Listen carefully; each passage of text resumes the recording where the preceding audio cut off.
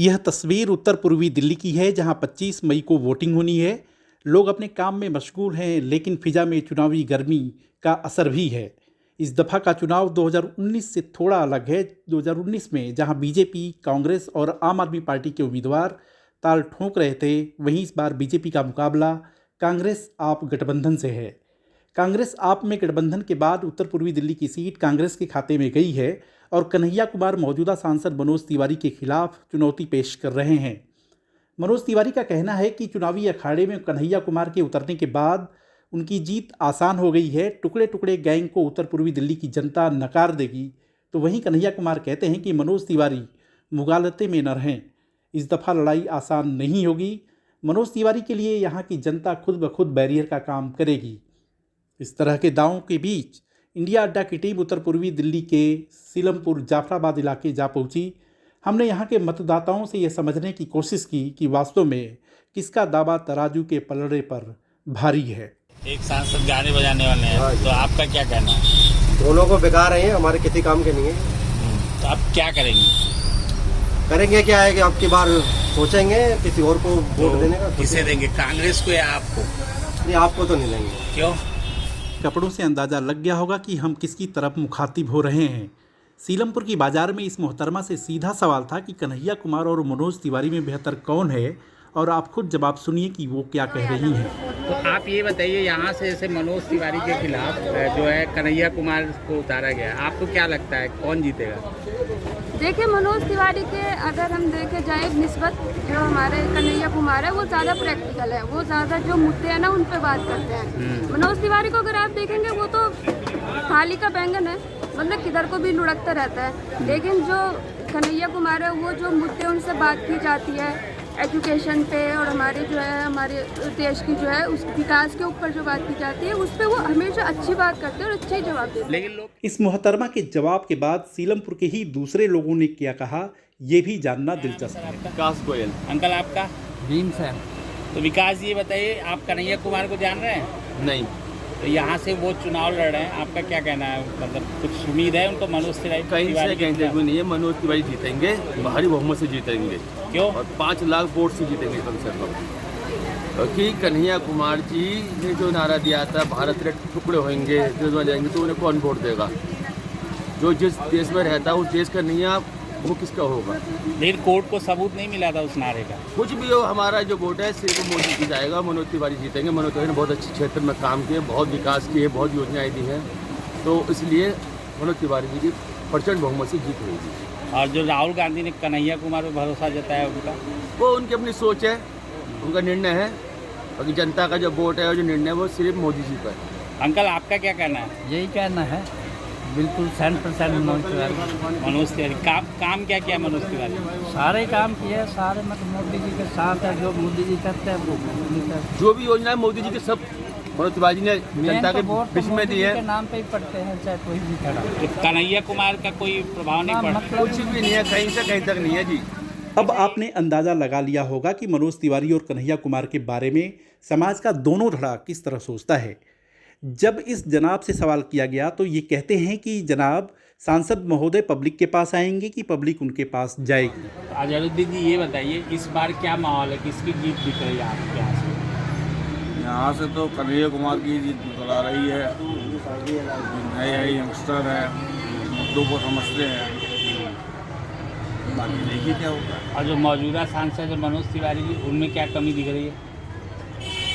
कमी कोई नहीं है, लेकिन जो विकास होना चाहिए था उस तरीके से तो नहीं हुआ। अच्छा, 2 बार वो यहाँ सांसद रहे, तो क्या विकास जैसे आप लोग को लगता था होना चाहिए जो नहीं हुआ? हमें तो वो नज़र ही नहीं आए हमारी कॉन्स्टिट्यूंसी के अंदर। बाकी यहाँ पे ट्रैफिक जाम, अनएम्प्लॉयमेंट और क्राइम, सबसे मेन चीज़ क्राइम है। नॉर्थ ईस्ट दिल्ली में सबसे बड़ा मुद्दा जो है वो क्राइम है। छोटे छोटे बच्चे क्राइम के अंदर लगे हुए हैं। तो कभी आप लोग सांसद जी के पास गए कि भाई ये समस्या है, सुलझाओ? सांसद जी के पास टाइम होगा जब भी तो। पब्लिक का काम है सांसद के पास जाना है। सांसद की ड्यूटी है कि वो अपने कॉन्स्टिट्यूशन को देखे। लेकिन उनके सवाल का इस शख्स ने अपने अंदाज में काउंटर किया। मेरा नाम विनोद गुप्ता है। विनोद जी ये बताइए इस बार किसका दम दिख रहा है? देखिए साहब, जमुना पार में पूर्वी दिल्ली के क्षेत्र के हम निवासी हैं और यहाँ पर अपना पूर्वी दिल्ली क्षेत्र से हमारे मनोज तिवारी जी पहले भी सांसद रह चुके हैं। बहुत बढ़िया आदमी है और अच्छे बहुमत से जीत के आए थे और हमारी भी कोशिश है कि वो इस बार भी वही जीत कर आए, क्योंकि और कोई पार्टी इस तरह की है नहीं जो पूर्वी दिल्ली के लोगों की जज्बात को, भावनाओं को समझ सके। तो कांग्रेस ने कन्हैया कुमार को उतारा है, आपका क्या कहना है? उसमें दम नहीं है? वो तो देखो हर पार्टी अपना कोई ना कोई कैंडिडेट तो उतारेगी वो तो सभी पार्टियाँ उतारती हैं, लेकिन इसका जवाब पब्लिक देगी अपने आप। कन्हैया में दम नहीं दिखता, पब्लिक बताएगी। अच्छा, आम आदमी सीलमपुर का मूड समझने के बाद हमारी टीम जाफराबाद पहुंची और मिजाज समझने की कोशिश की। जाफराबाद वही इलाका है जो दिल्ली दंगे में प्रभावित हुआ। आपका नाम क्या है? मेरा नाम खलीकुल इस्लाम। तो इस्लाम जी ये बताइए कि इस बार चुनाव में किसका माहौल है यहाँ पे? देखिए जी, यहाँ तो जो है हमारे इस इलाके के अंदर तो जो है कांग्रेस का कैंडिडेट खड़ा हुआ है, कन्हैया कुमार है। कहाँ? कन्हैया कुमार, तो और उन्हीं का रुझान है यहाँ तो।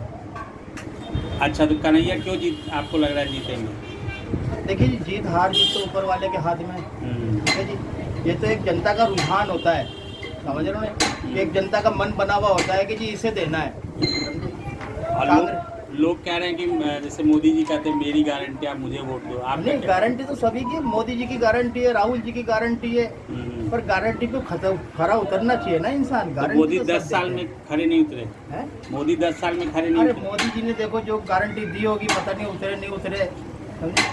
हमारे पास तो कुछ पता चला नहीं, हमें तो कुछ मिलता ही नहीं है, तो हमें क्या पता अच्छा, गारंटी पक्की है या और नहीं। मनोज तिवारी का क्यों लेके क्या कहना? आपके सांसद हैं वो, उन्हें हाँ, नहीं देंगे? मनोज तिवारी जी तो क्या है, देखिए हमारे इलाके में तो आते नहीं कभी। अच्छा, 10 सालों में हमारे इस इलाके में तो आए नहीं कभी मनोज तिवारी, कुछ काम कराया और ना ही उन्होंने कुछ काम करा है अच्छा। हमारे इस इलाके के अंदर। सर आपका क्या नाम है?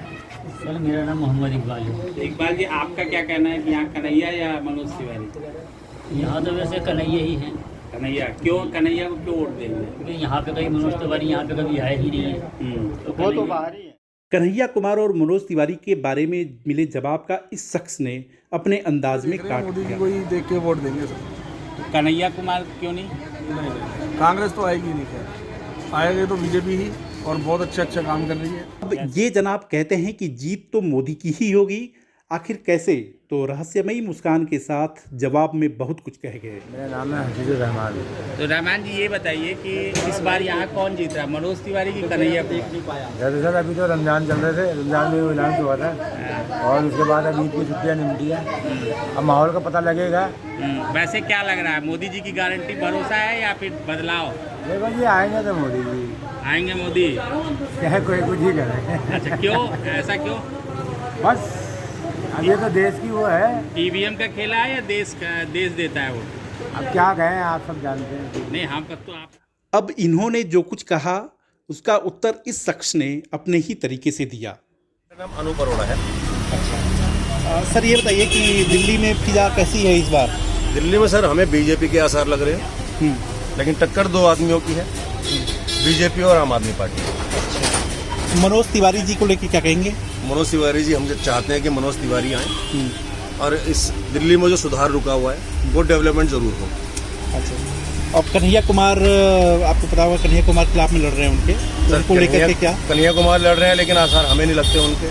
क्यों? अभी नए नए पार्टी में आए हैं और मनोज तिवारी जी बहुत पुराने हैं, हर किसी के सपोर्ट में हैं, वो अच्छे कार्य करते हैं, तो मनोज तिवारी जी हमें लगते हैं। तो उन्हें क्या आपको लगता है 25 मई को उत्तर पूर्वी दिल्ली की जनता किसके नाम के आगे मुहर लगाएगी, उसका फैसला 4 जून को होगा। लेकिन आपने खुद सुना होगा कि सियासत ने समाज के 2 बड़े धड़ों को आपस में बांट दिया है। आप हमारे वीडियो को लाइक और सब्सक्राइब करें और हाँ, कमेंट ज़रूर करिए। देखते रहिए इंडिया अड्डा।